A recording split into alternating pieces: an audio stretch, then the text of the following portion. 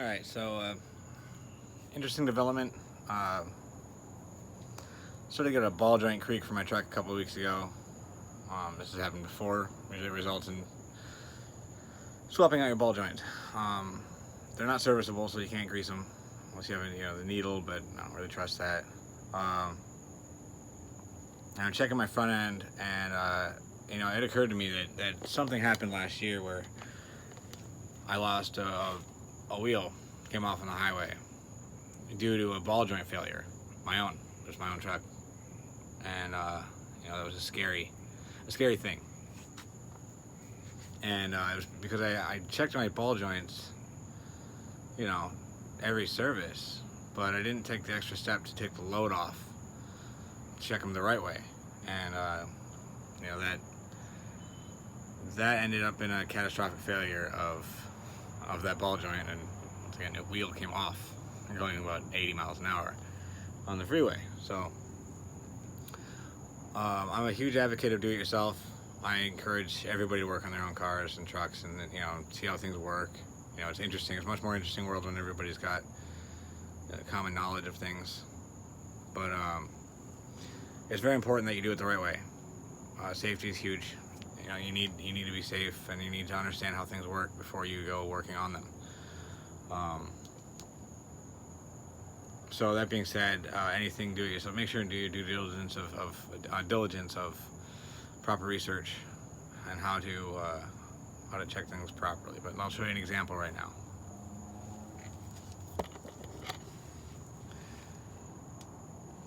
Okay, so this is my front end. Right. Now I got it lifted up using a jack stand down here. So it's hanging. So there's still pressure holding these ball joints together, the upper and the lower. Upper's up here, lower right here, upper, lower. And if you feel side to side like you normally check your front end, it's got a little tiny bit of play. Nothing crazy, that's just the whole thing flexing. So move on, right? Well, here's what you're missing by doing that, okay?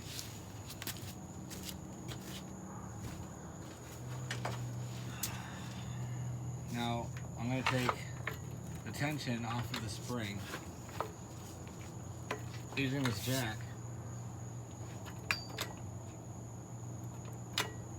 And just taking the tension off. Okay.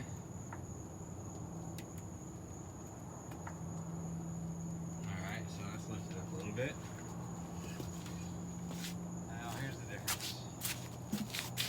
The Farsley difference. Okay. Look at that.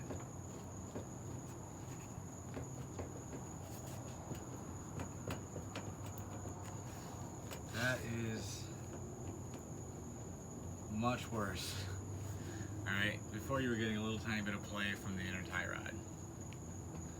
Now, you are getting all of that play.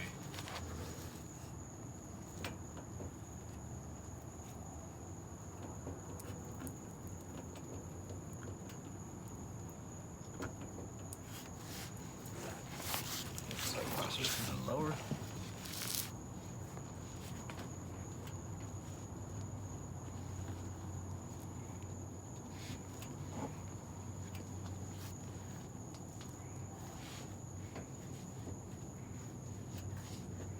Hard to tell. Either way, they're both getting replaced, and so are the other two.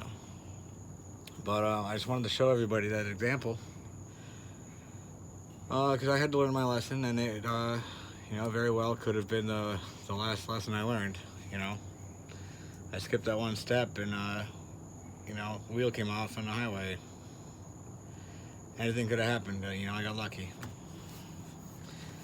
And that's why I'm missing an axle still. That just came off somewhere down the Veterans Expressway. I have no idea where that went. So I just haven't replaced it yet. Alright, well, thanks for checking it out. Hope I learned you something today. To everybody who's doing work on your own cars or your own instruments and things of that nature, good luck. Do your research, have fun, be safe, and be proud.